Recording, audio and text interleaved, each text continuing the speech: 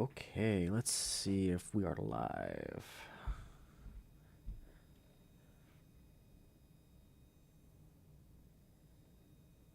Everything has changed. Let's see. All right, yes. I think I see that we are live. Okay, awesome. Let me also raise the volume here. Testing 1 2. Testing 1 2. I know it's been a hot minute, guys. All right, welcome back, guys. I know it's been a hot minute since I had done a live stream, a couple months now, but it's dealing with some things in the background, and I really wanted to do kind of something special. These IC town halls. Basically, it's a live stream version. What I imagine it being is a live stream version of IC Rail news. News that is so big that I want to get your guys' live reaction to it, along with there's a lot more to talk about that's just outside the norm of a 5 to 7 minute video that I typically do with the IC Rail news. So for this case, I want to talk about kind of the question of the day. Is NSUP going to be a monopoly? And to be honest, I don't think it is. And kind of to answer the other question, will the Surface Transportation Board pass this merger? I think they will. And I kind of want to just talk about why I think that's the case. I've got two videos that I've kind of alluded to some of those topics, but now the more I keep watching other videos, the more I keep researching into this topic, there are more and more things that I'm looking at to really firm the case that I think this merger is going to happen. So with that, again, guys, welcome, and let's go ahead and dive right into it. So the first thing I want to talk about is kind of let's define monopoly right now, so that way everyone is on the same page. So with that, I know it's coming from Wikipedia, but you can find this anywhere else as far as sources are concerned. But monopoly is, but by definition, as a market in which one person or company is the only supplier of a particular good or service. A monopoly is characterized by a lack of economic competition to produce a particular thing, a lack of viable substitute goods, and the possibility of high monopoly price well above the seller's marginal cost that will lead to a high monopoly profit. Randall, how are you, good sir? I know it's a long time no see. Hopefully you're doing well. We're kind of going into a longer conversation of the NSUP. That seems to be the hot topic of the day. And it's definitely right down my alley when it comes to news. And with me being a Union Pacific fanboy, I want to be all over this. So this will probably be the last time that I'll probably talk about this particular conversation until we get some updated news, especially from the Surface Transportation Board. But I kind of just want to do a live stream. Let's talk about everything and everything under the sun when it comes to this. I'll probably max out at an hour, I think, because I think we can beat the dead horse for a little bit more and then go from there. So with that, that's kind of how I want to discuss the monopoly kind of definition there. And then some other things to think about is that what kind of the factors going into monopolies. So you're doing fair, been battling some health issue, gremlins. Oh, I'm sorry to hear that. Hopefully you're getting better. Hopefully getting some rest too. Much needed rest. So yeah, we got barriers to entry. So competition within the market will determine the firm's future profits. And that's more economical terms here. The number of companies in the market. If the number of firms in the market increases, the value of firms remaining entering the market will decrease, leading to high probability of exit and reduced likelihood of entry. And then the product stability, product substitution, which phenomenal customers can choose one over the other. This is the main way to distinguish a monopolistic competition market for a perfect competition market. So that is something that I'm going to be heavily focusing on. Why it's not a monopoly is that product's substitutability, because there's a lot of evidence to suggest that there's a lot other options. Now, there will be some caveats, and that's something that I want to try to also focus on this as well, is because in my other two videos, I really didn't dive into some of the products that railroading has to offer, and sometimes that may be the only option to do, like coal and like toxic chemicals and so forth. So, those are things to think about when it comes to those very specific, finite, special goods that does get traveled only by rail. See, this goes through. BNSF is likely to go after CSX, and both could rule on simultaneously by the Surface Transportation Board. Absolutely agree, Randall. I think what's going to happen is the Surface Transportation Board is not only going to look at UP and NS. I think behind the scenes, they're also going to get ready, not necessarily look at, but they're going to get ready for the acquisition of BNSF and CSX. That is definitely something. It's going to be a four company prong approach. I think the Surface Transportation Board has to look at, because if it goes through, if they approve it, then you better believe the next day BNSF and CSX are probably going to file as well. You got to imagine that behind the scenes, these corporations are already talking to the lawyers, getting all of the finite paperwork squared away to get ready to do that.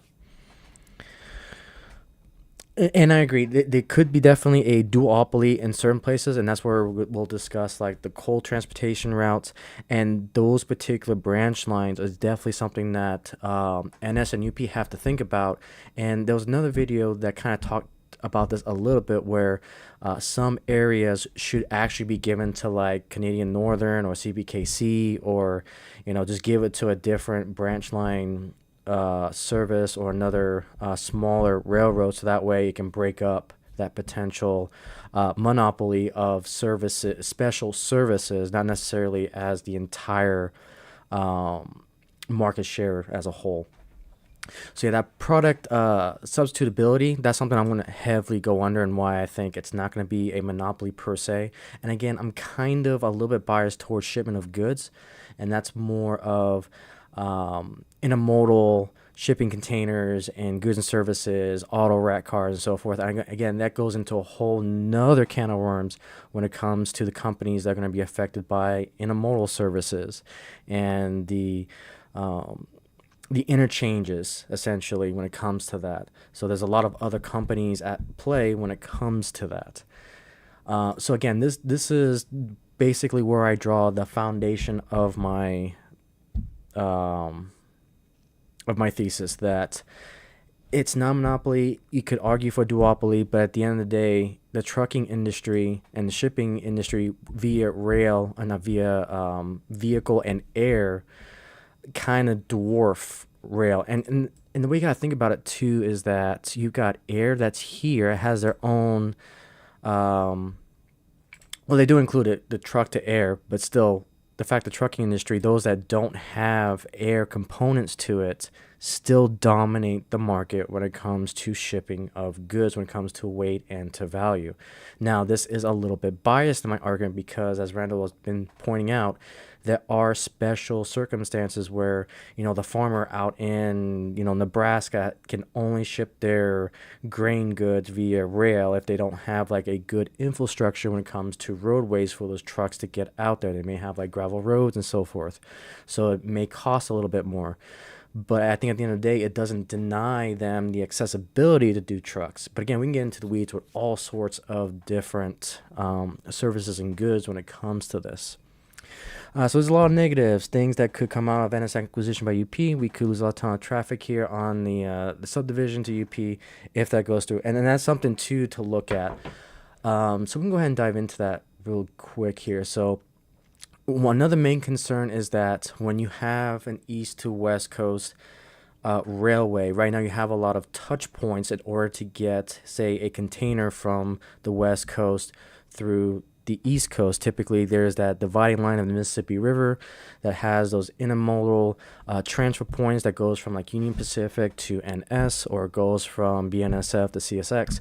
Now, with this going from coast to coast, it could potentially eliminate those subdivisions, because at that point it becomes redundant. And that's where some other people have been saying that maybe these subdivisions can then be loaned out to or leased out to, CN, maybe CPKC, or maybe create an entire independent rail line that services those subdivisions to other areas. Is that possible? I don't know. I'm pretty sure NS and UP are going to be looking at the deals they have to go through in order to do this. But yeah, as you can see, the main benefit that they're trying to draw up from NS and UP is that there's very small touch points to go from East Coast to West Coast. But again, it comes at the cost of those subdivisions, and it could potentially come at a cost to the jobs in those subdivision touch points that we see today. And then on other people, there's another aspect to this to think about is that because UP is buying all the stocks, at the end of the day, I think UP is going to keep UP names, going to keep the same color scheme. NS will be becoming a fallen flag, which means that you don't need two headquarters. So the corporate HQ out at, I think it's Atlanta, Georgia for NS would essentially be laid off, is probably, or get soaked into the Nebraska corporate structure. So it'll be interesting to see, or we could see UP create a second HQ for that particular area. I don't know if they would do that, but it will eliminate a lot of redundancies when it comes to the higher tier corporate chain of NS to see what UP is going to do with that. So there are concerns that the Atlanta City Council has already said that they're probably going to go against this merger because they could potentially be losing jobs downtown because that's where the headquarters of NS is. So again, that's another player that the Surface Transportation Board is going to have to look at to see what they're going to do. Let's see. And then, so kind of going back to, the freight here. So again, the trucking industry is crazy, and same thing with the air. Now, one thing I didn't even think about is that we've got corporations that can go anywhere. And I kind of want to highlight that by two of the biggest ones, FedEx and UPS.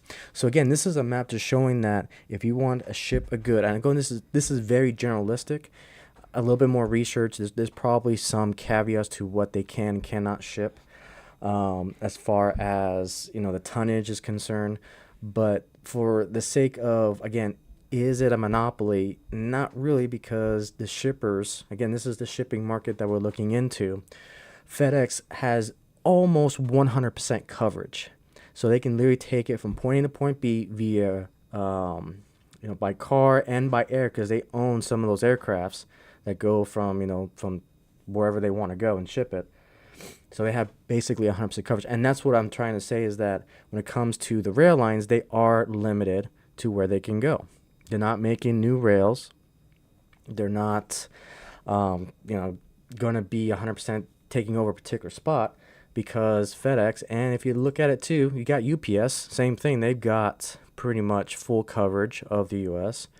And with technology catching up, that we've got roadways that are getting better, we've got trucking shipments that are getting better, we've got airplanes that are getting bigger in capacity with the new 777s, the 787, and some of the late 747s. They are catching up to the infrastructure of rail lines as far as capacity is concerned.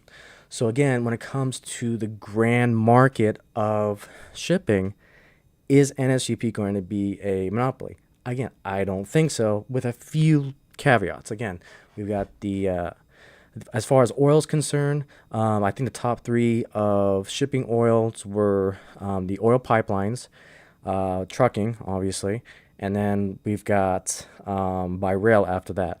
Now, you're going to have some other ones, such as coal. This is where I'm going to turn to AI real quick.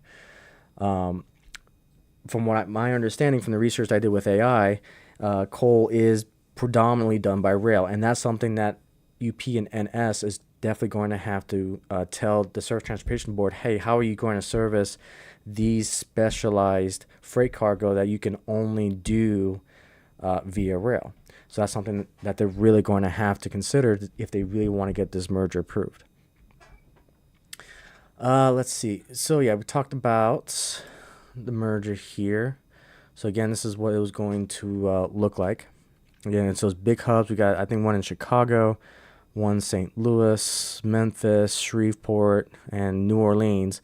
Basically, that Mississippi dividing line for these companies. They're going to be the hot topic, because you got the redundancy and touch points when it comes to the East going to the West. Let's see. What else we got?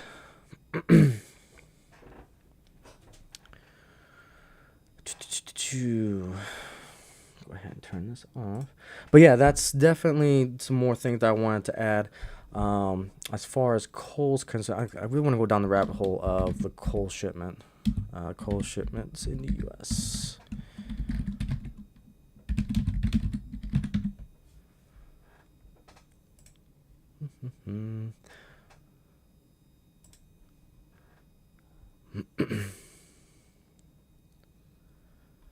Let's see. So yeah, in fact, let's see.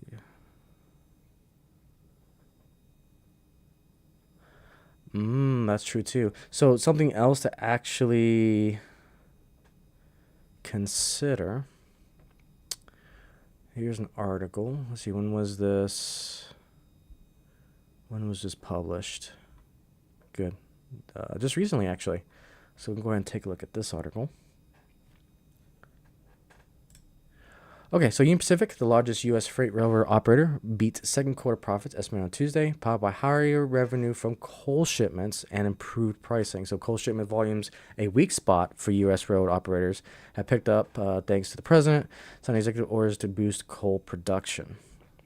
U.S. Pacific is seeing a barometer of U.S. economic activity, also benefit from strong volumes in its grain products segments, industrial chemical shipments. And again, those are the big ones that the Surface Transportation Board is going to have to look at.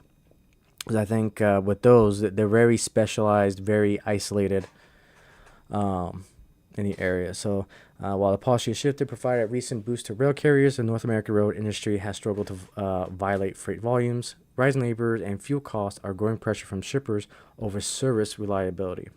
The West Coast Road Giant has reportedly been in early stage of talks to the East Coast peer, Norfolk Southern, to explore a cross-continental rail merger, possibly creating a single network stretching from coast to coast. However, that merger would be subject to severe antitrust scrutiny from regulators, bodies such as Surface Transportation Board, which oversees the railroads. Which, this is what we're talking about here. And then we go more into the shares, and driven by high volume, core pricing gains, and so forth. Cool.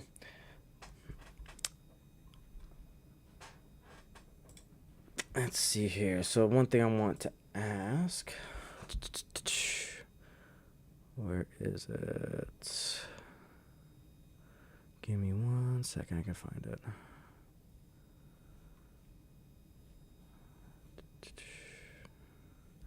I decided to do this live stream at the very last minute here, so I just want to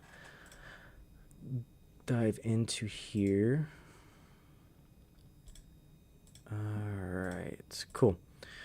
So some things to think about when it comes to freight. So here's some of the top 10 important freight types for Class 1 railroads. So we've got intermodal containers being the first high volume consumer goods, fastest growing segment, link ports to inland hubs. And that's where I think, as far as Monoply is concerned, I don't think so. Historically dominant, still vital for power generation and export. Again, that's one that they're going to have to look into the fine weeds. Same with chemicals, because sometimes large amount of chemicals can't necessarily be transported on trucks. They can try to, but again, trains just have the infrastructure to really move that volume. Automotives and parts, again, that can be done through other shipping means. Green agriculture, again, that's something that they're going to have to look at. Crude oil and petroleum, fuels, asphalts, LPG. Again, they've got competition from the trucks. They got competition from the oil pipelines, forest products, metal products, and food products, so forth. So, again, the big one, as you can see here from the resources, the revenue comes from, all of these as far as the top 10. Also, the UP has extremely strict attendance policy. So again, I watched another YouTuber that used to work for UP, and he was saying that as long as you did what you're supposed to do, they weren't too crazy on you. But yeah, I've been hearing some things about it. Again, I look at it from the perspective of an outside looking in, and I look at it from a purely business standpoint, not necessarily from a worker standpoint. So I'm a little biased there. But yeah, definitely, there's definitely some great opinions out there on the employee side of things. And I've heard from the opposite end that I heard from an engineer working at NS saying that they are for it because they get paid more. Because my limited research on NS is that they've made some questionable decisions and try to cut corners when it comes to wages, whereas UP, um, I don't want to necessarily say that pays well. It pays more than what NS workers are doing because they're a stronger company of the two. But again, that's if it depends on your situation. Where you work is definitely becoming a key part in all this. So yeah, if you're an engineer working for NS, then yeah, you're great for it. But if you're, working at these critical subdivision intermodal touch points, then yeah, you're definitely looking at this deal and questioning if it's a good idea or not. And you were told that pretty hard to work for. So culture and climate is going to be a big factor in that too. But yeah, definitely. I encourage you guys to look at other perspectives. Again, I just look at it from this side as far as you know the business, the shipments, and the regulatory bodies, which we should probably just recapture that as well. So um, let's go to the Surface Transportation Board real quick. Let's see if they got anything updated on their website because I'm curious to see. Oh, and this is something else too. I haven't really talked about it. Oh, okay. So they received the notice. So we can go into this as well. So one thing I think the STB should say, and I think everyone else is kind of voicing their opinion on this. If this UP-NS merger were to go through, it's time to give Amtrak priority one. I'm sorry, but if you have one company coast to coast, it's time to let Amtrak be priority one. So that way it can be useful and beneficial for the nation. So that way it's, not too, again, not too priority per se or be a monopoly in, again, it's not a monopoly. It's more of control rights. But in my personal opinion, I think the rails should be owned by the government. That's a hot take, and that's for a video for another day. But I think it's time for Amtrak to have priority one status for this merge. So we do have some breaking news here. So we got July 30th, 2025.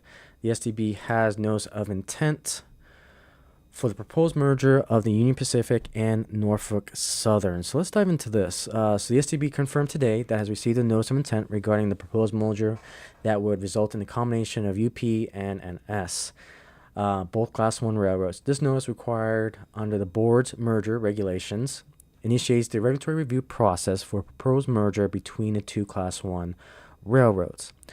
Applicants state that July 28th, 2025, they've entered the agreement of plan for merger under UP through a wholly owned subsidiary would acquire all the outstanding shares of NS for consideration consisting of shares of UP common stock and cash. The notice indicates that should the board approve the forthcoming application and upon receipt of approval by the shareholders of UP and NS and satisfaction of customary closing requirements. So this is what we talked about in that last video, that they had to go through, what was the, hang on, the name is escaping me. Give me a hot minute, I'll get the name of it. The other agency they had to go with, it was the SEC. So they had to go to the SEC to deal with the shareholder side of the law. So NS would become a directly wholly owned subsidiary of UP, and that is key. That is key right there. For me, this is confirmation that if this were to be approved, NS would become a fallen flag because UP will just absorb it and everything will be the same. They'll keep Union Pacific. They'll keep the yellow paint scheme. I 100%, this confirms to me that this is going to be a fallen flag. So I'm sorry for all those who are speculating what the color scheme is going to be, what the name's going to be. It's not like CPKC that they were merging almost, I think it was as equals for the most part. But this is UP outright buying NS in the shareholder industry. And I 100% think it's going to be a fallen flag at this point. So, applicants state in their notice of intent that they do not contemplate using a voting trust. I don't know what that means. So, any of you who are smart out there when it comes to legal terminology or financial terminology, feel free to explain what that means. But under the board's major merger regulations, the notice of intent, also referred to as the pre-filing notification, initiates a timeline for UP and NS to submit a merger application in 3 to 6 months. So that's probably where we're going to get the next probably update in this. So probably by the end of the year, probably around December, January timeframe, which would make sense because that is Q4, soon to be Q1. So yeah. The board received that notification today, and applicants state that they intend to file the application on or before January 29th, 2026. The board must publish a notice of the pre-filing notification in the Federal Register within 30 days. So we should be seeing that here pretty soon. Oh, yeah, I think they just did it because they announced it just recently. Should the application be timely filed, the board will determine its completeness and issue a procedural schedule for the review process. All right. So things are definitely underway to see if they can get this merged. And again, there are rules that the STB will look at. So let me go ahead and grab those rules really quick. That's what you're getting to, Randall? Yeah. Yeah, it's a shame because NS does have a brilliant paint scheme. I like the horse. I like the black and white. So for it's going to be weird if this gets approved that's going to be a heritage unit in the future. And there's a lot of people saying too, from the comments and from you guys in the community, that UP doesn't really see the need for older units. So those SD40s and everything that NS owns, yeah, I think we'll be losing those, or they'll probably. I'm hoping if UP does the right thing, they'll donate those to museums. Crossing fingers. Hopefully they won't scrap them, but we'll see. We shall see. So let's let me grab those rules real quick. But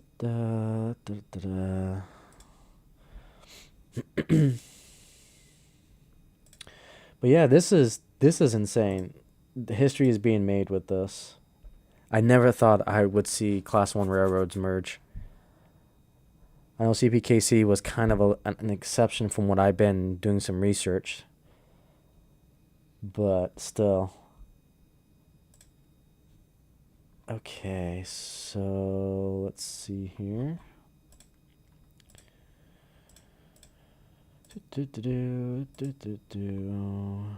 What are those 5 things?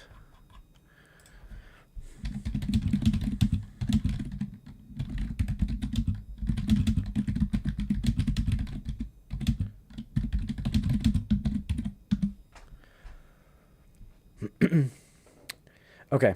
So I'm just gonna. So one thing I've been doing too, I know people are kind of mix and match.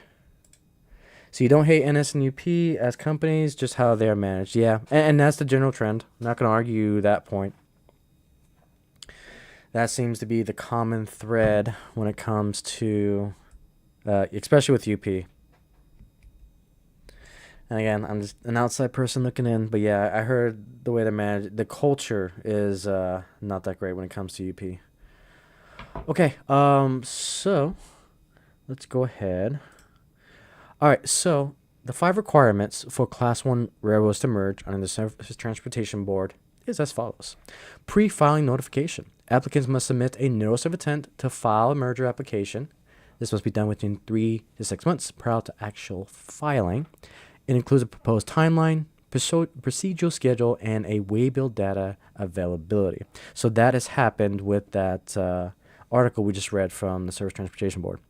So public interest justification. The merger must enhance transportation service, promote competitive, or serve national interests. Again, that's an or statement. We'll talk about that here in a second. Surface Transportation Board evaluates whether the merger will benefit shippers, communities, their rail network overall. Okay, so number 2. This one is going to be probably the second or the most difficult to prove. So enhanced transportation service, I think they've got that because one less intermodal touch points to go from east to west. I think they've proven that. Promote competitive or serve national interest. So this is the thing that you have to think about. That's an or statement. Promote competitiveness, I'm saying that wrong. Competition or serve national interest. They can make a very strong argument that having an east to west coast line does serve the national interest.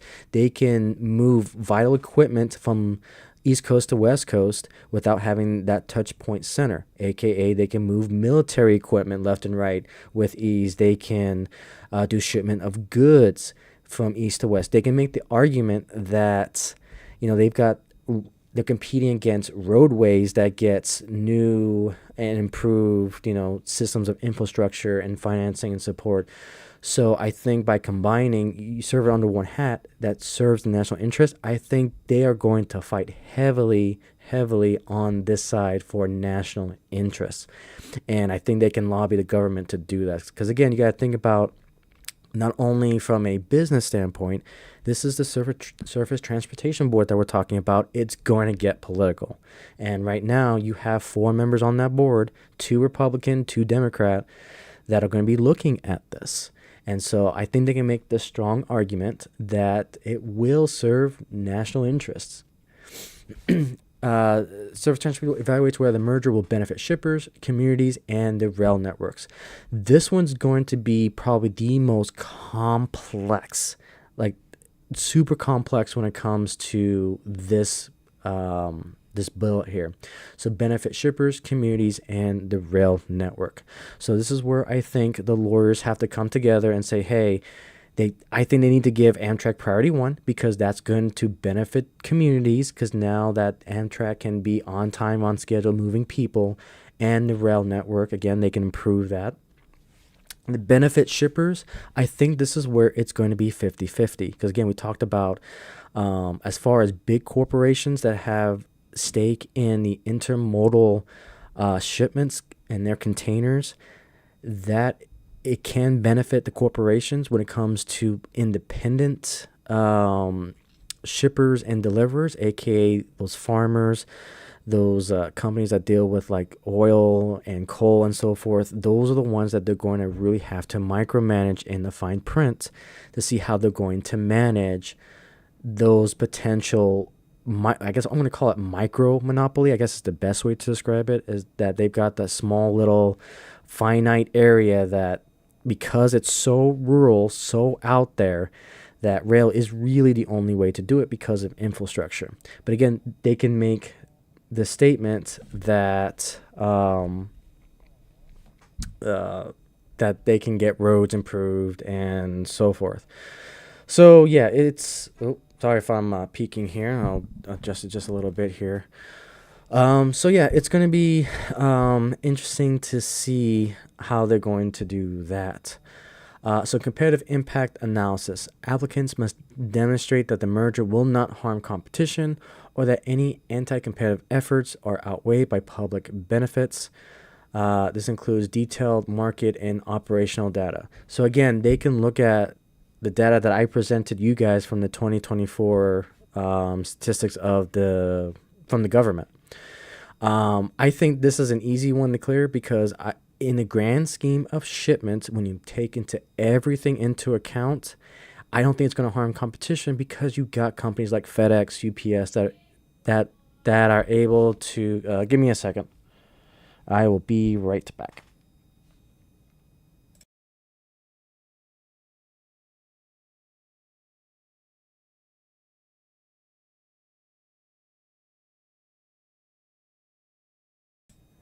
Okay. So competitive impact analysis. So yeah, I think they've got a case there that I don't think it's going to harm competition. Let's see. So service assurance plan. Railroads must submit a plan to maintain or improve service levels during and after the merger. This includes crew availability, equipment, and infrastructure readiness. Again, I think they can manage that. That's no problem there. They'll have a detailed plan on that. Environment and safety review. The STB conducts the EIS or similar review. Safety implications affect communities and infrastructure changes as necessary. And I think there's some other sub bullets to this. I don't think this is capturing all of it, but when it comes to community, oh yeah, I didn't talk about this. When it comes to communities, that I think also includes the employees. So unions are going to get involved. Obviously, as we talked about earlier, the Atlantic City Council is going to get involved because they have a big interest and stake in NS for the corporate side of the house and the jobs that they provide. So yeah, those are the five that I think it's 2 years they have to do this. They have to have a nice package to do these five areas. So, but yeah, that is basically everything that is left to really talk about when it comes to the UPNS. I know I wanted to go more detail into the coal and the oil and everything. I just don't have those sources ready per se. Um, but I'll probably talk about it if it becomes more pertinent. But at this point, we're just going to be speculating, and I think I've done all the speculating that I wanted to do when it comes to this topic for now until we get some updates, or if there's another interesting viewpoint to this, then I'll probably address it. But yeah, thank you guys so much for watching. And yeah, I'll conclude this town hall again. Something kind of new, just something to talk about when it comes to an item that is definitely popular. This has definitely blown up in popularity when it comes to talking about it within our sphere of content. And yeah, I just want to dedicate a little live stream to it. But yeah, thank you guys so much for hanging out.